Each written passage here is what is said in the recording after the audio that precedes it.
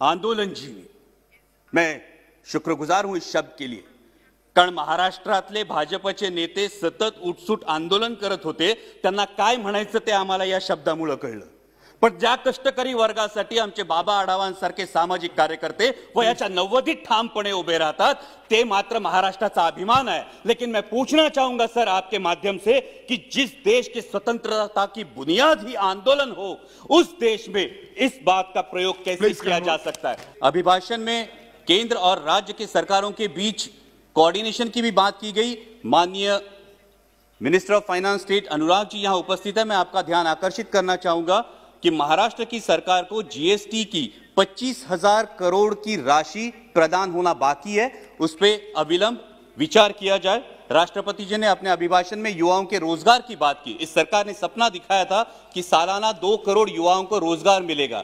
अजी मिलना तो छोड़िए, जो हाथ में था वो भी चला गया. आज 1000 नौकरियों के लिए लाख युवा अप्लाई करते हैं और 4th क्लास की नौकरी के लिए ग्रेजुएट्स और पोस्ट ग्रेजुएट्स कतार में खड़े आते हैं.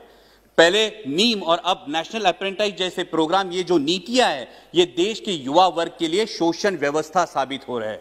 क्योंकि पहले नौकरी लग जाती है, फिर मां बाप शादी कर देते हैं और 2 साल में कंपनी ब्रेक दे देती है ताकि उसको परमानेंट ना करना पड़े और युवा के भविष्य में अंधेरा छा जाता है. इसलिए इन युवाओं के आक्रोश को समझे और इन नीतियों पर पुनर्विचार हो. इस अभिभाषण में और एक बहुत अच्छी बात की गई, वो है आत्मनिर्भर भारत की. जब हम सबने सुना था कि देश को बिकने नहीं देंगे तो हर किसी को गर्व महसूस हुआ था, लेकिन शायद उसके बाद OLX का विज्ञापन कुछ ज्यादा प्रभावशाली साबित हुआ और वो नीतियों में भी दिखने लगा. बेच डाल, BPCL बेच डाल, BSNL बेच डाल, एयरपोर्ट्स बेच डाल, सीपोर्ट्स बेच डाल. अब डर लगने लगा है कि यह आत्मनिर्भर भारत की बात हो रही है या फिर चुनिंदा पूंजीपति निर्भर भारत की. मैं सचेत करना चाहूंगा कि इस प्रकार से मुक्त अर्थव्यवस्था के आड़े में अगर हम क्रूनी कैपिटलिज्म को बढ़ावा देकर देश के संसाधन चुनिंदा पूंजीपतियों के हाथ में सौंप दे तो देश की आने वाली पीढ़ियां हमें कभी माफ नहीं करेंगी. इसमें राष्ट्रपति जी के अभिभाषण में किसानों की योजनाओं की बात की गई, लेकिन आज जो हमारे अन्नदाता, हमारे किसान भाई दिल्ली की सरहदों पर आंदोलन कर रहे हैं, जिसमें 200 से भारतीय, मैं भारतीय कहूंगा, 200 से भारतीय शहीद हुए, उनके प्रति कोई संवेदना इस अभिभाषण में नहीं दिखाई दी. यह आश्चर्यजनक है. गणतंत्र दिवस पर जो घटना घटी उसकी आलोचना अभिभाषण में हुई. हिंसा का कोई समर्थन नहीं हो सकता, ना ही होना चाहिए, लेकिन उसके उपलक्ष्य में, sir please let me continue, हिंसा का कोई समर्थन नहीं हो सकता, ना ही होना चाहिए, लेकिन उसके उपलक्ष्य में इस किसान आंदोलन को बदनाम करने की जो साजिश रची गई वो निंदनीय है.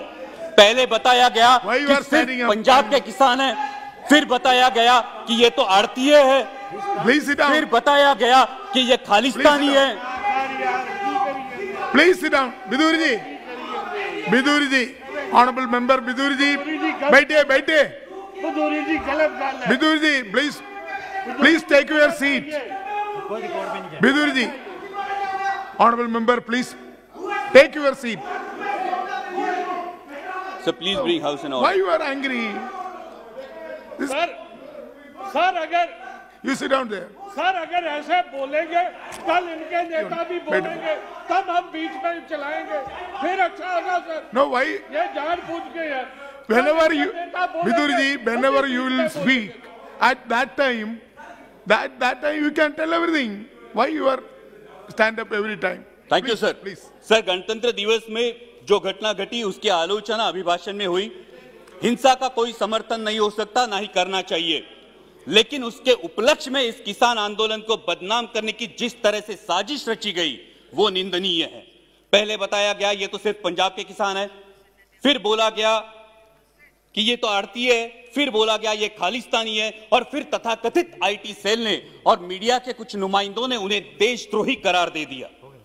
मैं पूछना चाहूंगा कि सर, जो बाप अपने 18 साल के नौजवान बेटे को बोलता है उठ तुझे फौज में भर्ती होना है, तूने बेल्ट की नौकरी करनी है, जो मां अपने बेटे को बॉर्डर भेजते हुए बोलती है कि अगर दुश्मन ने देश पे गोली चलाई तो तूने अपना सीना आगे कर देना है, तो वो देशद्रोही कैसे दिए जाते हैं? सर, आज बेटा सियाचिन में -डिग्री सेल्सियस में देश की रक्षा कर रहा है और उसका 70 साल का बूढ़ा बाप दिल्ली की सरहदों पर अपने हक के लिए कड़ाके की सर्दी में आंदोलन कर रहा है, तो किस मुंह से बोलेंगे जय जवान जय किसान?